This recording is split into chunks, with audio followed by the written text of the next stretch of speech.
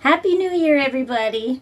So in today's video, I'm going to talk about the angle that I mentioned in the one video where I said my top tips. I had a viewer ask me what I meant by the triangle. I wish I would have known about the triangle. So today I'm going to tell you what that is.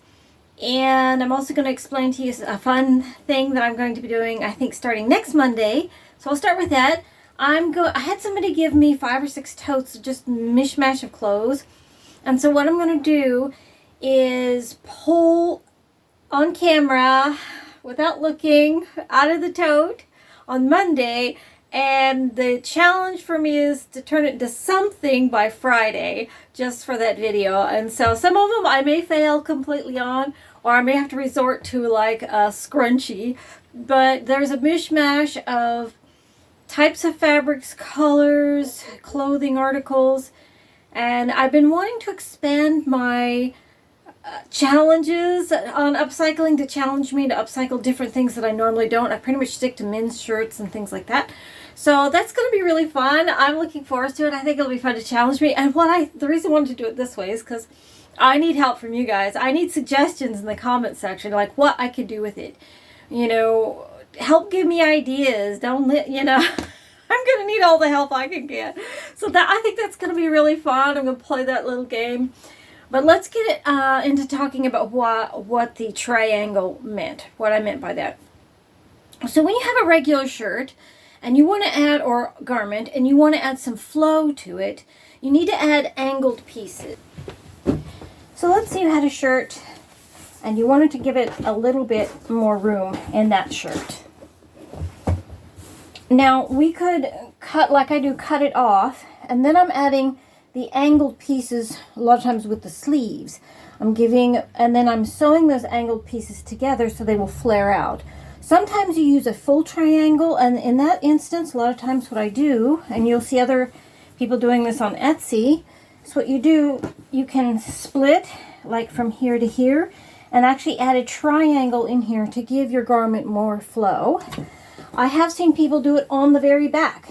Actually come in here and just add a triangle in just to push it out. But basically when you start sewing angled pieces together, you're going to get the really good flow in the garment. It's going to be loose and roomy. And so a lot of times when you see somebody saying this garment flows well, they mean that it has lots of movement in the garment. So that's what I meant by the triangle. That's what I meant, is that what you do is you're going to add angled pieces. What I do to kind of get flow in, if I'm adding a piece that is not angled, I will gather it.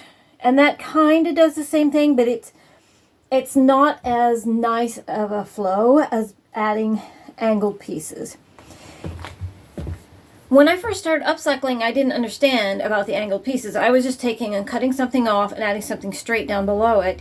And it just didn't look right, and I couldn't figure out why it just didn't look right like a lot of the other upcyclers.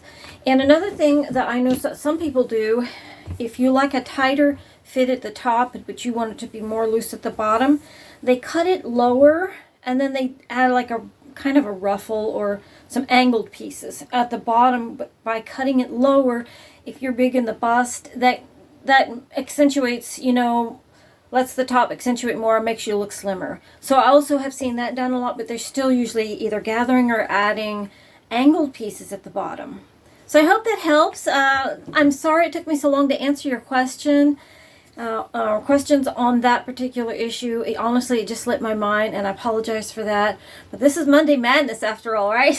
I remembered this last night while I was falling asleep. I was like, oh shoot, I didn't answer that viewer's question. So I hope you can forgive me for that, and I look forward to the crazy tote adventure. I don't know how long I will be able to do it, but I'm looking forward to seeing what I can come up with. So until next time, you guys have a happy new year, and I hope everybody's well. And I know I keep wishing every happy new year. They're all tired of me, but until next time, happy sewing.